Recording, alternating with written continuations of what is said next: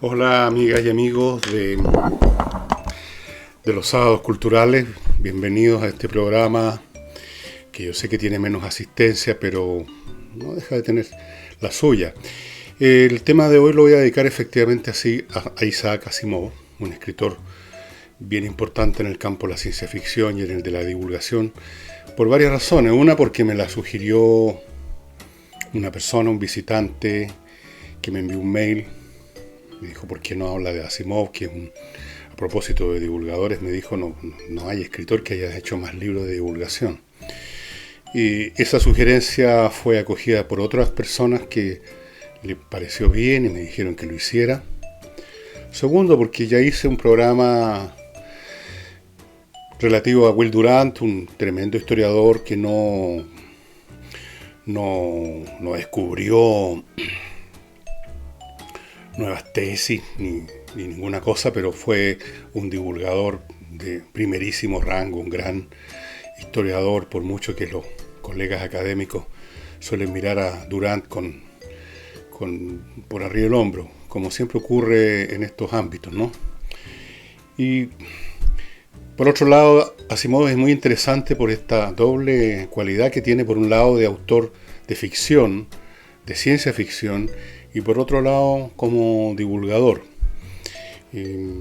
Otra ventaja que tiene hablar de Asimov es que, como lo comprobé antes de hacer este programa, obviamente en las librerías chilenas, por lo menos en dos cadenas que yo investigué, las librerías Antártica y la Feria del Libro, seguramente están otras muchas librerías, hay disponibles obras de Asimov, las principales de ciencia ficción, que ya vamos a conversar de ellas, y algunos de los alrededor de 500 libros que escribió sobre otras materias.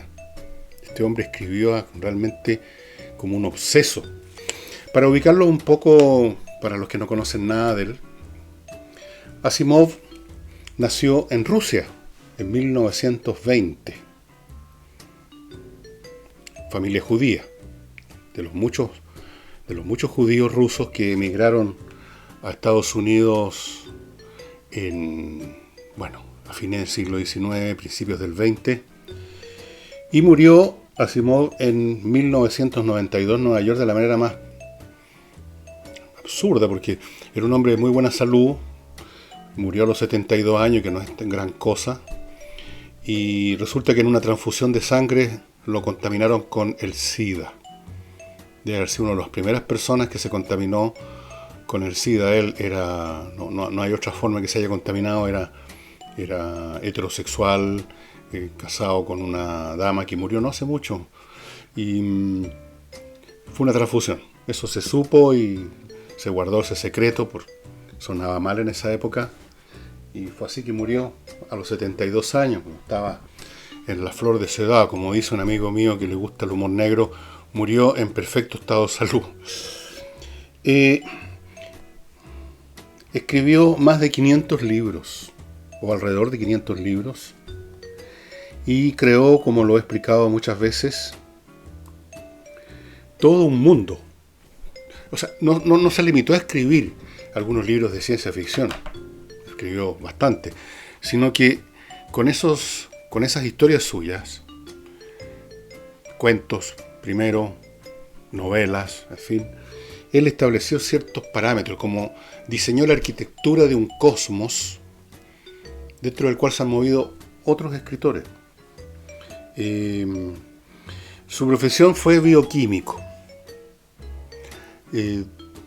Trabajó incluso en algún momento durante la Segunda Guerra Mundial tratando de desarrollar un elemento químico, una tintura que permitiera a aquellos pilotos o marinos que caían en las aguas del Pacífico, en el Teatro del Pacífico en la guerra, espantar a los tiburones. No sé si tuvo éxito o no su producto, pero él muy rápidamente, y ustedes pueden ver los detalles de su vida, no tiene sentido que se los cuente yo, que vaya viendo año por año cuándo fue que publicó su primer cuento, dónde, eso no tiene mucha importancia. Algunas cosas muy generales. Partió escribiendo cuentos de ciencia ficción en un formato que ya no existe mucho, en realidad, o existe muy poco, pero sí en mucha abundancia en los años 30, 40, 50, que eran revistas dedicadas a un género, por ejemplo la ciencia ficción, otras estaban dedicadas al género policial negro que llaman, donde autores escribían cuentos, eran revistas de cuentos, revistas donde había material literario.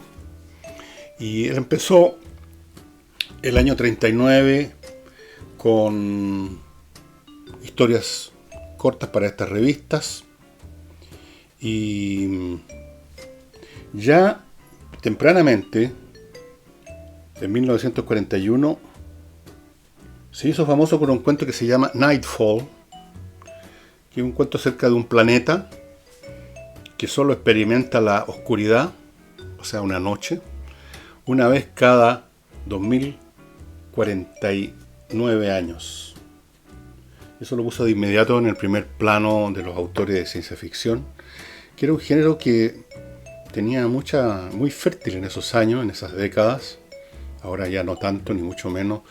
En parte porque se agotan los temas, precisamente porque hay otros escritores que ya han trabajado una cantera. Esa cantera queda ya totalmente agotada para los que vienen después.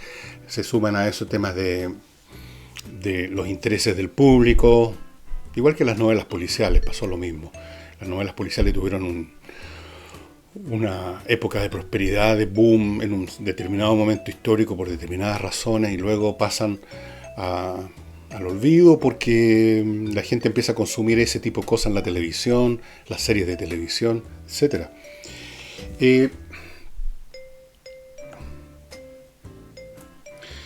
Evidentemente, este hombre era un hombre muy brillante, para eso está simplemente su trabajo, pero además él no tenía ningún empacho en decirlo abiertamente. Escribió 3 libros de memoria, yo tengo uno, las memorias que lo hizo escribir su señora, y que no tienen que ver con un relato de su vida año a año, sino que habla de sus experiencias en distintos campos, como un libro de reflexiones, podríamos decir, estas memorias. Y pues, para que vean ustedes qué clase de persona era, permítanme leerle las memorias. El primer capítulo se llama Niño Prodigio y dice: nací en Rusia el 1 de enero de 1920, pero mis padres emigraron a Estados Unidos, donde llegaron en febrero de 1923. He sido estadounidense por ambiente y por nacionalidad después, desde que tenía 3 años. No recuerdo nada prácticamente de mis primeros años en Rusia, no hablo ruso, etc. Ahora, dice, si intento hablar de mí cuando tenía 3 años y de los años inmediatamente posteriores, que sí recuerdo, voy a tener que hacer afirmaciones que después llevan a algunas personas a acusarme de ser egoísta, vanidoso o engreído. O, si son más dramáticos, dicen que tengo un ego del tamaño del Empire State. ¿Qué puedo hacer?, dice. No hay duda que las afirmaciones que hago parecen indicar que tengo una gran opinión de mí mismo, pero solo respecto a cualidades que en mi opinión merecen admiración. También tengo muchas carencias y defectos que admito sin reparo, pero nadie parece darse cuenta de ello. En todo caso, cuando afirmo algo que yo creo realmente cierto, me niego a admitir la acusación de vanidad hasta que se pueda probar que lo que digo no es verdad. Así que después de inspirar profundamente diré que fui un niño prodigio. Dice que aprendió a leer solo a los 3 años y cuenta cómo le iba en el colegio, que no tenía ningún problema para entender, que tenía una memoria impresionante, que por supuesto esto le trajo problemas en el colegio.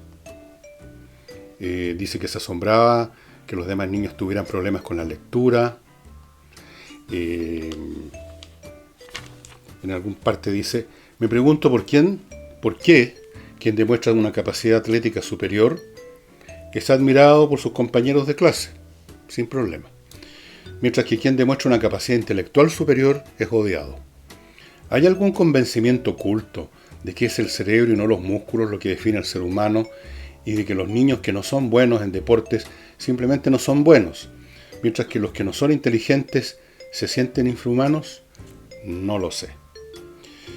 Y después dice: el problema era que yo no intentaba ocultar mi capacidad intelectual, la demostraba todos los días en clase y nunca jamás pensé en ser abre comillas, modesto respecto a esto.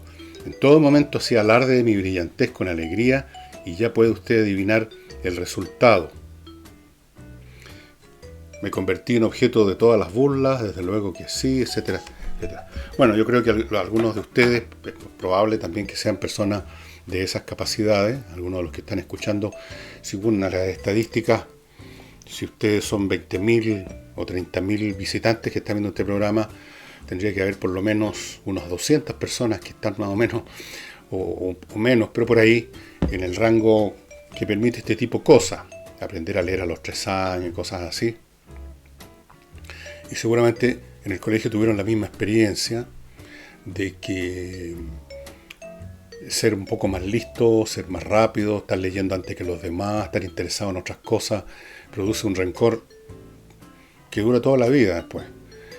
Y esa es la experiencia de Asimov. Ahora, a él no le importó porque fue un hombre muy creativo, muy exitoso y tuvo una vida muy tranquila con su señora, que era otra mujer muy brillante. Y la única parte mala de su vida fue este final absurdo, ¿no? Contagiado con el SIDA por una transfusión de sangre común y corriente. Estaba enfermo. Y vamos ahora a su obra. Yo aquí tengo anotado algunos temas. En el plano de la ciencia ficción, él trabajó, como les digo, en un género narrativo que tenía mucha popularidad en esos años. Bueno, los más viejos de entre nosotros, incluso los más viejos entre nosotros, no sabemos porque esto ya es anterior a nosotros, pero en los años 30, por ejemplo, cuando la televisión ya existía, pero era muy reducida, la gente, y yo como niño, chico, alcancé a ver algo de eso en los rotativos, veía el equivalente a las seriales de ahora, en unas películas cortitas de 15 a 20 minutos, más corto incluso que las seriales de televisión de hoy, que eran seriales, era una serie, la historia era una serie, terminaba un capítulo y seguía otro, y claro, eran filmaciones, llegaban a los rotativos, y varias de ellas eran de ciencia ficción. Por ejemplo, Flash Gordon, que usted puede ver, me parece, en YouTube o en algunos sitios donde se guarda este material muy viejo, que ya es de dominio público, y yo recuerdo haber visto, me parece, en algún rotativo de Valparaíso, algún episodio de Flash Gordon, que terminaba siempre de una manera muy dramática, como que parecía que el héroe tenía que morir, pero aparecía Vito coleando en la próxima serie. ¿Quién no se acuerda de esos viejos tiempos? El malo de la película era Zarkov. Siempre el malo en esta serie de ciencia ficción era un genio, pero un genio del mal, Zarkov. Y Flash Gordon era el joven guapo, rubio, por supuesto musculoso, que salvaba a la galaxia. Pero el género de ciencia ficción, tanto en el cine como en la literatura, pesa sobre él una especie de maldición, probablemente derivado de su propia naturaleza. Normalmente, no digo siempre, normalmente muy incapaz de desarrollarse a un cierto nivel literario importante o cinematográfico importante. Fíjense usted que de todas las películas de ciencia ficción que usted probablemente haya visto en su vida, estoy seguro que la única que recuerda como una obra que se ha convertido en un clásico, que todo el mundo habla de ella, incluso los que no la han visto, es Blade Runner, que es de los años 80. Y todas las demás que hemos visto, todas las demás que se han producido, El planeta de los simios, que han producido 3 o 4, Avatar, incluso, que tiene más pretensiones, y otras, no convencen. Los personajes literarios y cinematográficos de la ciencia ficción son acartonados, no tienen realidad, son un nombre, son un traje de astronauta, son una profesión, el ingeniero tanto, el científico tanto. No tienen vida como personajes dramáticos, no hay drama, hay historia nada más, hay peripecias, y hay toda la parafernalia que se asume o se asocia a la ciencia ficción y por eso se llama así el género.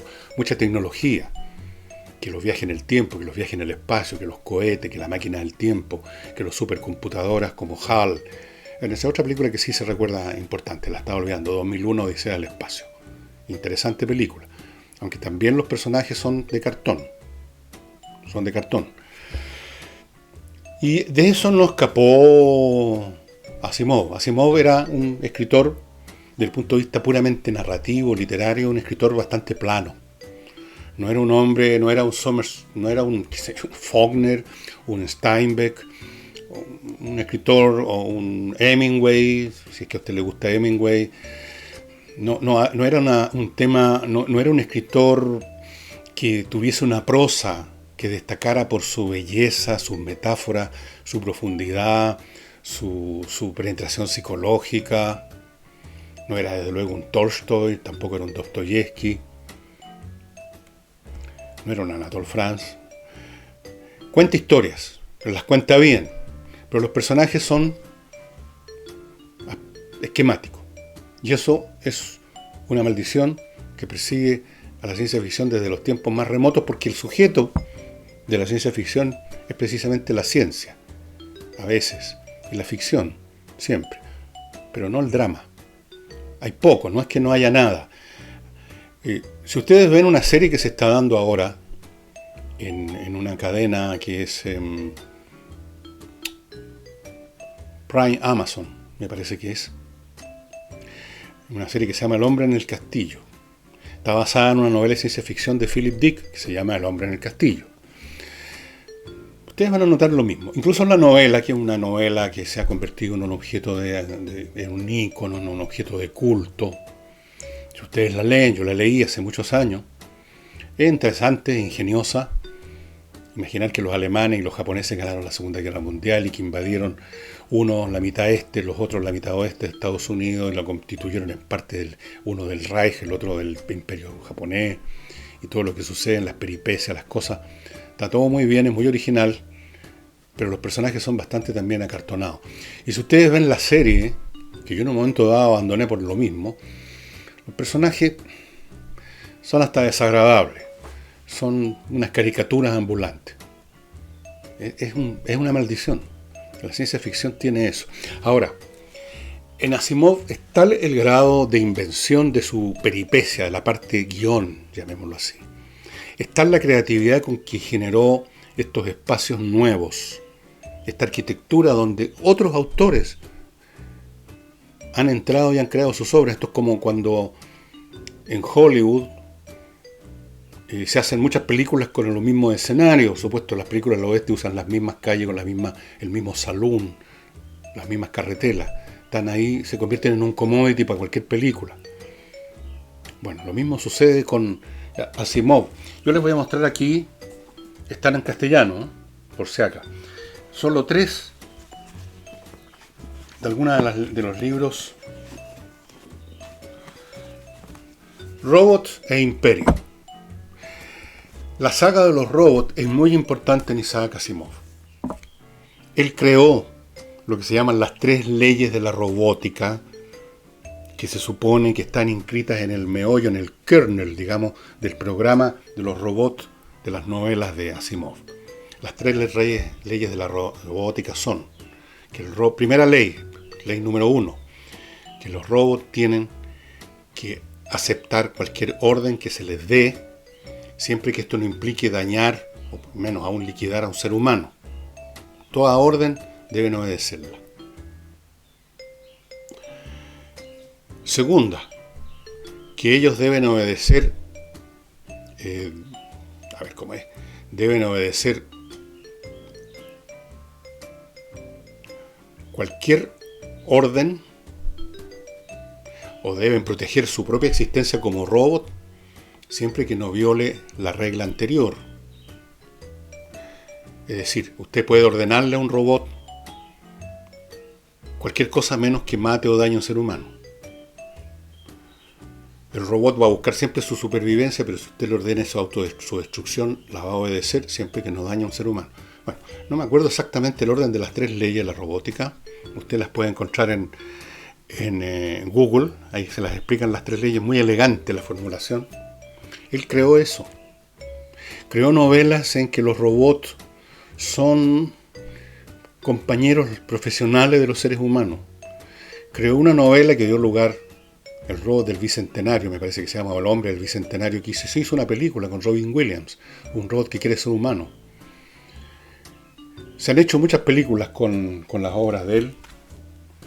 Después tenemos, estos son los capítulos, los libros finales de la famosa obra Fundación, Fundación e Imperio, Segunda Fundación, y luego escribió otras más, En los límites de Fundación y Fundación y Tierra.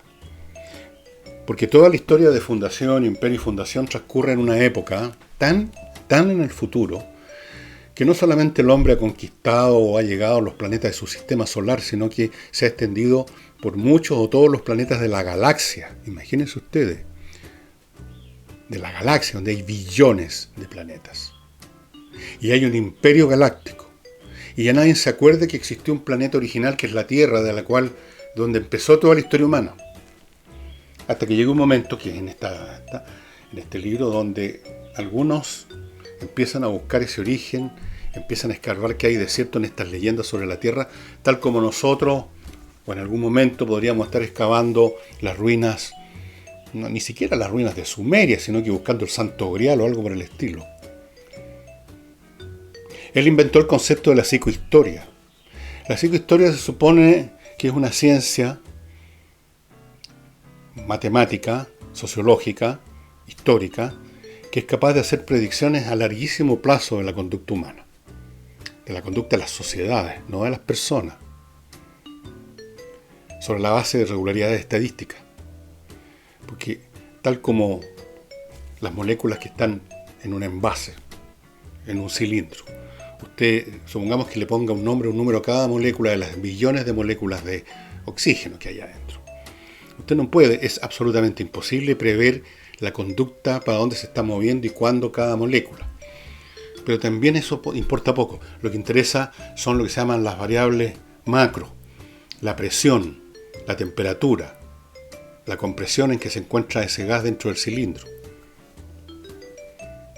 Entonces, con la humanidad, según esta ley o esta ciencia psicohistórica, puede pasar lo mismo. No podemos prever el comportamiento de miles de millones de personas, pero sí estudiar y prever lo que puede ocurrir sobre la base de regularidades estadísticas, de patrones de conducta. Hasta cierto punto, los filósofos de la historia han tratado de hacer eso sin tanta matemática, sin las ecuaciones de cálculo tensor que supuestamente emplea el psicohistoriador Harry Seldon, con quien empieza esta famosa trilogía. Antes de continuar con Asimov, les quiero recordar que este programa los sábados lo auspicia el Club Explora, este club fundado por dos enólogas chilenas que escogen todos los meses 2 botellas de vino distintas, como esta Blue Cariñón. Son vinos escogidos, son vinos todos de excelencia, 2 bolsitas, vinos distintos. Y llegan a la casa de los miembros del club. Y para ser miembro del club basta pagar una OF mensual. Con una OF mensual usted se asegura que le llega a su casa 2 bolsitas con este vino o con otro, no repetido. La otra bolsita traería otro vino. Y el otro mes otros 2 vinos. Y así sucesivamente. El club Explora, que ustedes están viendo los datos a mi izquierda, es muy interesante para los que nos gusta el vino, porque ustedes se habrán dado cuenta que me gusta el vino tinto. Y probar de vez en cuando, aunque sea una vez al mes, un vino diferente, rico, con la garantía que es de calidad, es un tremendo gusto que uno se da. Así que ya saben, fuera de eso ustedes pueden hacer un regalo, una gift card, con una suscripción por un mes, por 2, según lo que usted quiera gastar, lo que quiera regalar a su amigo, amiga, pariente, etc. Y el otro auspiciador de los sábados es, por supuesto, el ajedrez de Pablo Tolosa. Ustedes ya saben lo que les he dicho toda la semana, lo que les digo toda la semana sobre la eficacia del ajedrez para desarrollar el intelecto de un niño inteligente. Y también de un niño normal. Un niño de inteligencia normal también obtiene provecho. Todos obtienen provecho, esa es la verdad. Unos más, otros menos, pero lo importante no es la igualdad en esto, sino que todos progresen. Se desarrollan las funciones cognitivas superiores. El juicio, la memoria, el cálculo, que es tan importante en la vida para no meter las patas. Calcular las cosas que van a ir ocurriendo, causa y efecto, causa y efecto. desarrolla la paciencia, desarrolla la resistencia anímica, desarrolla un montón de virtudes muy importantes en la vida del niño en el colegio, en la universidad y luego en su vida profesional, de hecho en toda su vida. Compren esta caja en espacioajedrez.com. La caja viene con las piezas, con el tablero, con una licencia para entrar a espacioajedrez.com, que es un sitio en la web lleno de servicios, creado por Pablo, por cierto, de servicios para aprender más ajedrez. Y el comprador recibirá 2 licencias gratuitas por mail para que él también pueda entrar al sitio con su propia licencia. Volviendo al tema, este historiador entonces empieza así el libro, viaja a la capital del Imperio Galáctico, Trangtor se llama, Trangtor, a contarles al emperador o a quien quiera escucharlo que según sus cálculos el imperio está en la fase de decadencia, que va a haber un desplome, un colapso, y que eso va a implicar después miles de años de oscuridad, por así decirlo, de Edad Media, como pasó con el fin del Imperio Romano. Pero si a él le ofrecen la oportunidad de fundar en algunos de los millones de planetas que tiene el imperio y que no sirven para nada, de fundar ahí una universidad, de llevar a talentos escogidos y de crear en esa universidad una obra que junte todo el conocimiento existente, la Enciclopedia Galáctica, ese espacio de tiempo en la oscuridad va a acortarse significativamente. Probablemente, yo no me acuerdo el detalle, no sé si le da mucha pelota en la corte, pero como el asunto no es tan serio, no se les está pidiendo tanto, el imperio es tan rico, le dan en el gusto y ahí viene Fundación. Fundación es ese planeta donde van a estar los tipos trabajando en esta enciclopedia. Y después hay una segunda fundación, y así es una historia que se hace cada vez más complicada, está llena de vericuetos sumamente originales, creativos. No cabe duda que este no solamente era un niño prodigio, Asimov, sino que era un genio ya de grande. Los niños prodigios se convierten en genios. Y según decía Schopenhauer, ya de viejo los genios se convierten en personas normales. El propio Schopenhauer decía, en cambio, las personas normales de viejo se ponen imbéciles de frentón. Bueno, para allá voy. Fuera de esto, como les dije, él escribió muchos libros, Asimov, muchísimos, alrededor de 500. Tiene un montón de libros que están acá en Santiago, en las librerías, seguramente también en provincia, en las librerías, libros de divulgación. No todos están acá, por cierto. Yo creo que en ninguna librería del planeta están los 500 libros de Asimov. Pero hay bastante. Él escribió libros de divulgación de ciencias biológicas, de historia. Lo que pasa es que el hombre no paraba de escribir. Tenía una grafomanía ya desatada. Sus propias memorias, él mismo cuenta aquí en este libro, este tercer libro de memoria, que en alguna parte pone que se puso a escribir, y dice que terminé con 640.000 palabras, que es bastante, ¿eh?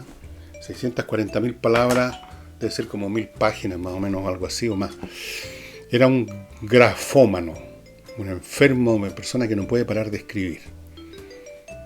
Propio los escritores, pero en grados mayores o menores. Y Asimov, un hombre de tan vasta inteligencia, intereses, escribió, como les digo, sobre toda clase de cosas. Yo, para serles sincero, no he leído sus libros de divulgación histórica.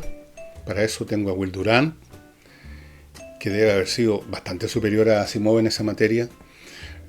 Bioquímica tampoco, no es un tema que me interese demasiado. Pero, ojo, son 500 libros. Yo no sé cuántas cosas más ha escrito Asimov. Pero si escribe esos libros de divulgación con la claridad con que escribe sus novelas, y quizás más porque en la narrativa es más complicado,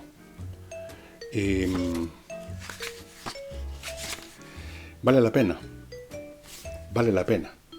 Asimov vale la pena. Es un escritor.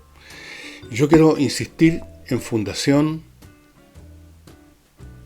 e Imperio, segunda Fundación, que son los 3 primeros libros, y entiendo que esos 3 primeros libros de la trilogía están presentados ya actualmente en un solo volumen, en castellano, en las librerías que ya les mencioné, que en la Feria del Libro Antártica debe estar en otras librerías también, de seguro. Son realmente lo más entretenidos y originales que hay. Imaginen ustedes el escenario, una historia que transcurre en la galaxia, que transcurre a lo largo de decenas de miles de años. El drama es literalmente cósmico, a ese nivel. Porque llega un momento en que los que están en fundación, en esta universidad, en este planeta, al margen de las revueltas políticas que se están empezando a dar en el imperio, se empiezan a dar cuenta que empiezan a haber desviaciones de las predicciones de Hari Seldon, del psicohistoriador. Y ahí empiezan los problemas. ¿Qué fuerzas nuevas han entrado en juego que están torciendo las ecuaciones de tensoriales del señor Hari Seldon?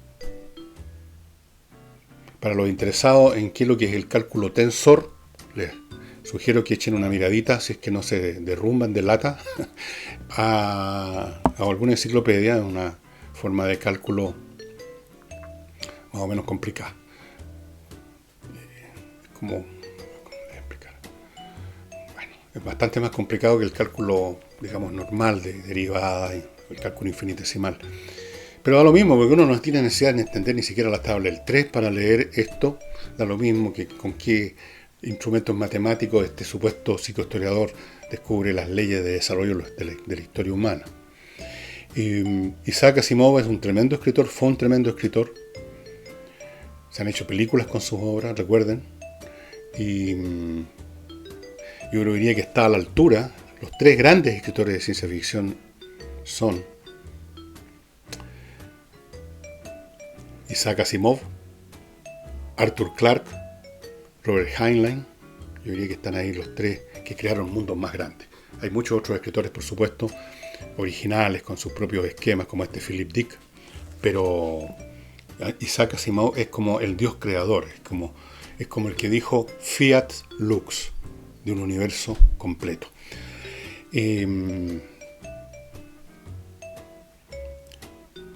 ¿Cuándo vamos a ver una película buena de ciencia ficción? Se preguntaron ustedes. Bueno, cuando haga el programa espero empezar a hacerlo ya en febrero, que me voy a dedicar al cine, a la experiencia del cine, no a analizar películas, ya explicado.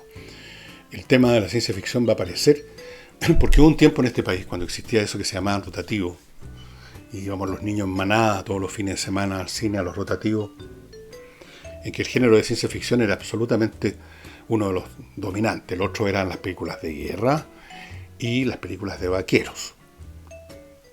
Las películas de vaqueros prácticamente han desaparecido, las películas de guerra también. Y de hecho todo el cine está desapareciendo en manos de esta nueva forma de entretenimiento audiovisual basado en series y en los productos que producen Netflix, Amazon. Creo que Apple está empezando a incursionar en este cuento, y luego quién sabe, con las tecnologías en que uno se pone una cosa en la cabeza y empieza a meterse adentro de la historia uno mismo. Vaya a saber a dónde va a desembocar todo esto. Pero el cine propiamente tal, la pantallita, las butacas, los espectadores calladitos viendo esto, eso ya se está empezando a convertir en una pieza de museo. Y eso sería todo, estimados amigos. Para los interesados en más detalles de la vida de Isaac Asimov, por supuesto, consulten aquí, como he hecho yo, en Wikipedia.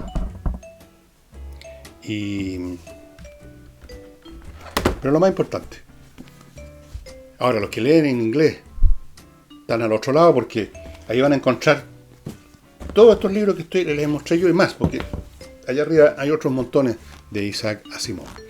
Y eso sería todo, estimados amigos. Muchas gracias por su atención. Muchas gracias a la gente de Patreon, de Flow, a los que me colaboran, a los que les iba a mostrar uno. Me han llegado libros de regalo como estos que están acá.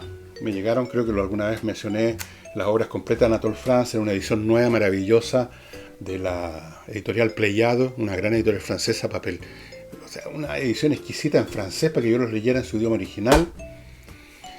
Y alguien en algún otro momento, el año pasado, antepasado, me regaló una obra que estoy ahora leyendo y la acabo de descubrir. Una obra que jamás, yo sabía que existía, pero nunca había leído, no había ni siquiera tocado los libros, que es el resumen de historia que hizo Castedo de la obra de Francisco Antonio Encina. La obra original de Francisco Antonio Encina son 20 volúmenes y Castedo la resumió en 3, y es bastante, pero son solo 3, y me he encontrado con la sorpresa que esta historia de Encina, que muchos miran ahora de arriba, por arriba del hombro, así, porque creen que es un historiador más novelista que historiador, fantasioso, especulativo, sin datos suficientes. Puede ser, pero por Dios, qué entretenido es en comparación con aquellos que llenan la página con estadísticas de la venta de trigo, cosas así, para llegar a algún punto relativo a la economía de la época colonial, por ejemplo. Vean ustedes, y hay un libro que me llegó de regalo también de algún visitante de este sitio o de algún auditor de cuando trabajaba en otro lado, no sé. A todos, un gran agradecimiento. Nos vemos el lunes.